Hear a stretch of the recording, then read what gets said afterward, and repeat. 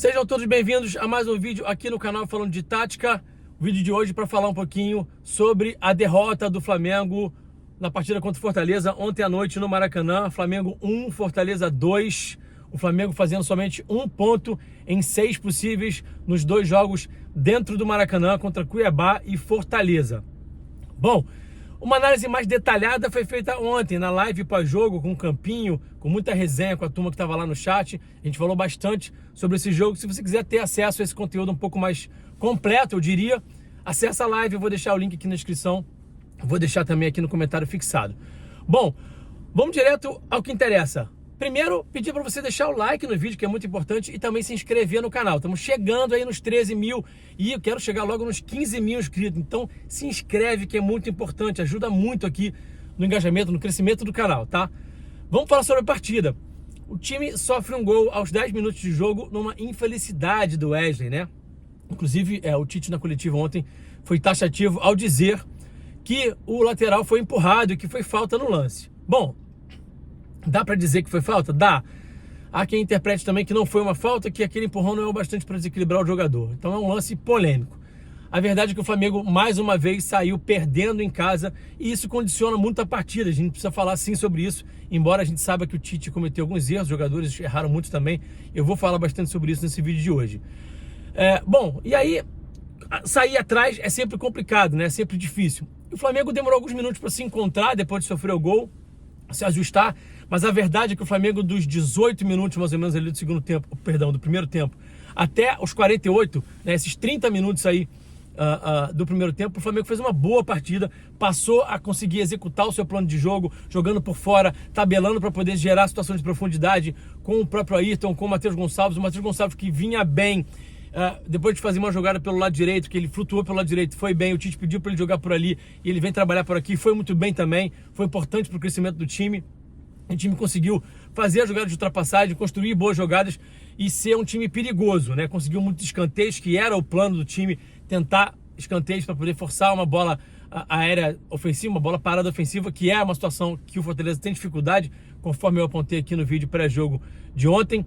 Então, o time fez um bom primeiro tempo, o gol sai num pênalti para muitos polêmico, eu achei que foi pênalti, mas a verdade é que o Flamengo já merecia o empate foi justo, e o Flamengo conseguindo evoluir no campo de jogo. A saída de bola do Flamengo está prejudicada, o Flamengo tem dificuldade de construção, né? Porque muito também por conta das peças que estão sendo escolhidas, né?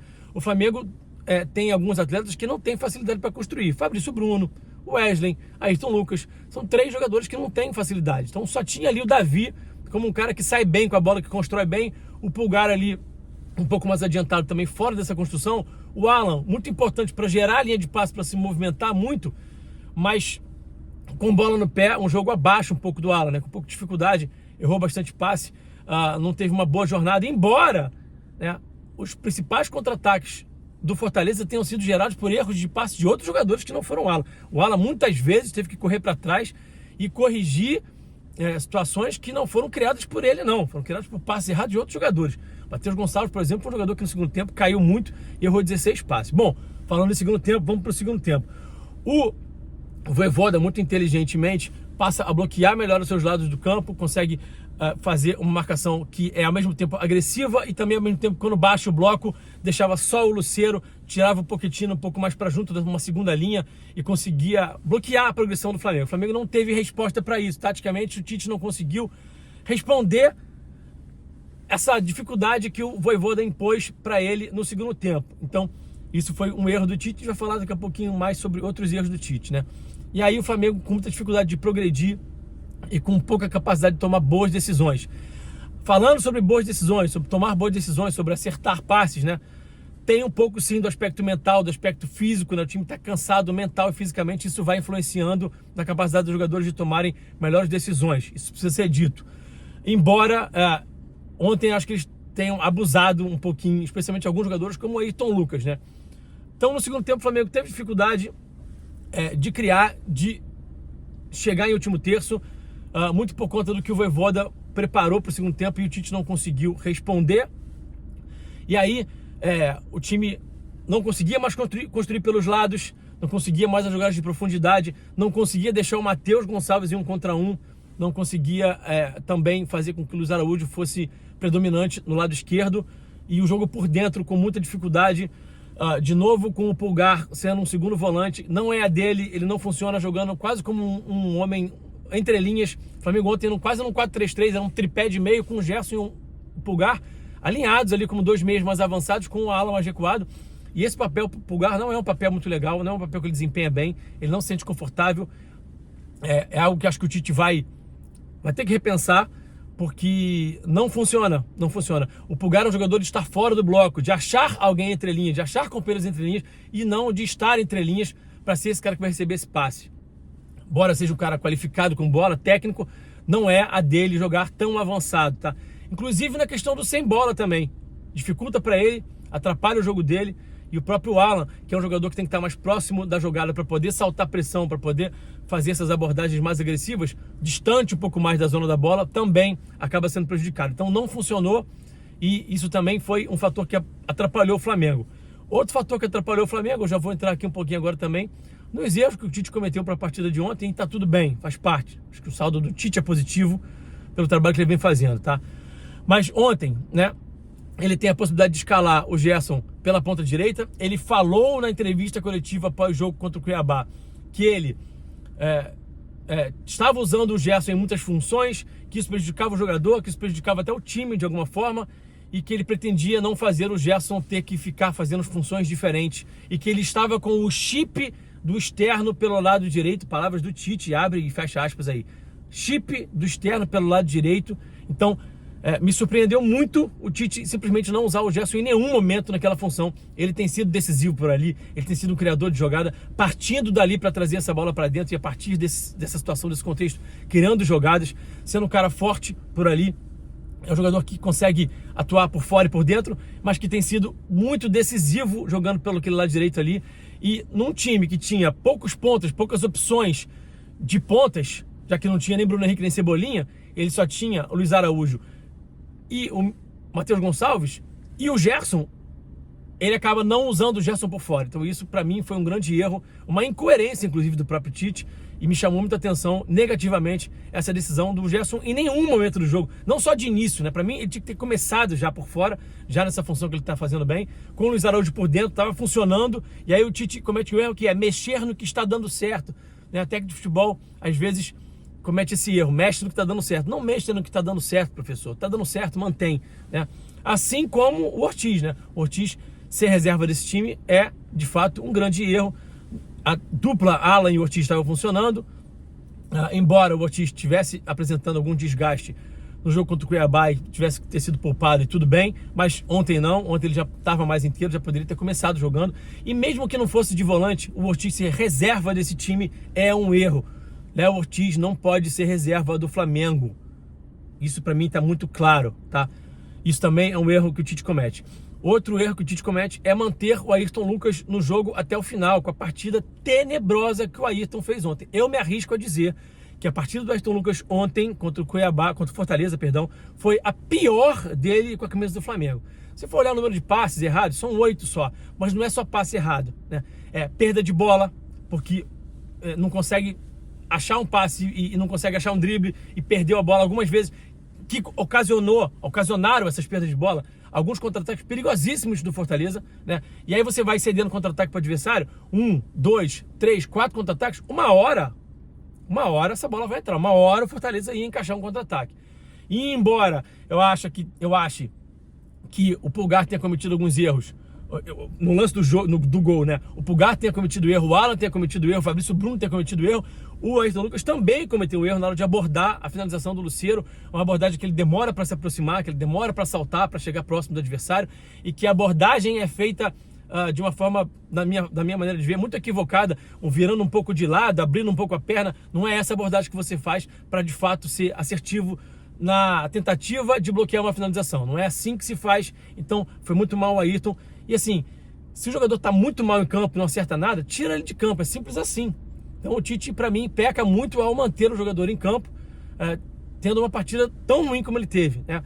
E aí, já olhando para frente também, né, pensando daqui para frente assim, não tem cabimento também nenhum o Vinha ser reserva do Ayrton Lucas. O Ayrton Lucas não é um bagre, não é um péssimo jogador, ele tem as suas qualidades, ele é um jogador que muitas vezes é até decisivo, porque faz gols, né?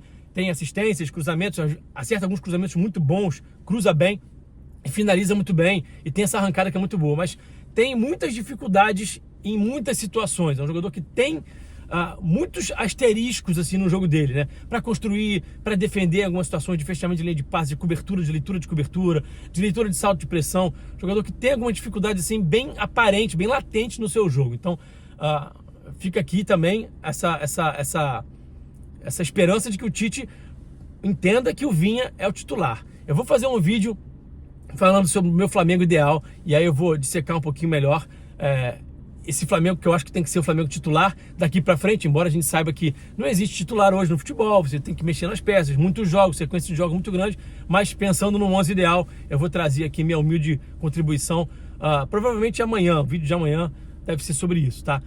Então, e aí na reta final, o Tite empilha atacantes para poder reverter um resultado, que é algo que eu não entendo como uma situação eficiente, eu não entendo como algo que de fato funcione, tá? Não estou dizendo que o Tite não sabe de bola ou que eu sei mais que ele, pelo amor de Deus, né? Quem me dera saber 10% de bola do que o Tite sabe, mas na minha interpretação, nem sempre a maneira mais eficiente de você buscar um resultado é empilhar atacante, né? Como ele fez, colocando o Gabigol, colocando especialmente o Carlinhos, né? Insistindo no jogo por fora. Talvez fosse o caso de tentar um jogo que trabalhasse de fora para dentro, de dentro para fora, fizesse mais esse movimento que a bola vai circular do corredor lateral para o corredor central, para aí gerar dúvida no adversário, para fazer as linhas balançarem, para gerar intervalo de passe, para fazer os jogadores adversários se mexerem e abrirem linha de passe, né? Pouco movimento de arraste, pouco aproveitamento do Gerson, mau aproveitamento do Gerson também na partida, e esse empilhamento de atacante que eu não concordo. Você pode ser eficiente, você pode ser agressivo, você pode ser ofensivo, sem necessariamente empilhar atacante. Falando em Gabigol, também é importante falar aqui, mencionar a boa partida que o Gabigol fez, né? Muito corajoso, isso ele sempre foi para jogar bola, sempre foi muito corajoso, não se omite, apareceu para o jogo e foi bem tecnicamente, achando passes, achando boas jogadas diagonais, passe na profundidade, um passe que ele deu pro Wesley logo que ele entra em campo. Boa partida tecnicamente. A gente não pode esquecer que o Gabriel é um bom jogador, embora ele de fato tenha jogado um futebol muito abaixo do que a gente sabe que ele pode jogar nos últimos, sei lá, 18 meses, 20 meses, um ano e meio. O Gabriel é um bom jogador. Tecnicamente ele é um bom jogador, com bons passes, com boa capacidade de achar os companheiros, com boa capacidade de finalizar e com inteligência para jogar. Ele é um jogador inteligente. Então, a boa notícia da partida de ontem, talvez a única, seja essa entrada do Gabriel bem. Talvez ele passe a ser uma opção aí, quem sabe, para a sequência dos jogos, para a sequência da temporada, porque ontem mostrou realmente muita coragem e uma postura muito, muito bacana do Gabriel. O saldo da Copa América é positivo, sim. O Flamengo acaba que consegue um aproveitamento bem interessante, cerca de 62%, 63%, se não estou enganado, e sai dessa Copa América aí só 2 pontos atrás dos líderes Botafogo, que está em primeiro, Palmeiras também, que estão 2 pontos à frente do Flamengo. Então, o saldo é positivo. O Tite cometeu, entre erros e acertos, muito mais acertos, acertou muito mais nesse período de Copa América do que errou. Fica um gosto amargo porque o Flamengo jogou 2 jogos em casa e só somou 1 ponto, então a torcida tá brava, tá chateada com razão, mas olhando pro todo da Copa América, o saldo é sim muito positivo e o Flamengo tem tudo para na sequência da temporada crescer novamente. Agora é hora de descansar um pouquinho a mente, o físico, voltar a trabalhar, voltar a fazer o time jogar, especialmente sem bola, voltar a ser um time forte sem bola, né, ser agressivo. A pressão pós-perda caiu muito, o bloco alto também caiu muito. É claro que é por conta do contexto de jogos atrás de jogos e o time com elenco reduzido, sem poder variar muitos jogadores, e também por conta da ausência do De La Cruz. A ausência do De La Cruz o time sente muito, né? Nessa reta final o time sentiu muito. O De La Cruz é um jogador muito importante para esse time, que é muito influente em todas as fases, todos os momentos do jogo. Então ele defende bem, ele ataca bem, ele salta a pressão bem, ele corre bem para trás, ele ajuda o time a começar suas construções, vindo baixar para buscar a bola no pé dos zagueiros muitas vezes. Ele faz o time progredir, ele é decisivo com passes, ele finaliza bem. Então a volta do De La Cruz é muito importante, vai ser muito importante. O próprio Arrascaeta também. Então o Flamengo vai ser mais forte na sequência da temporada.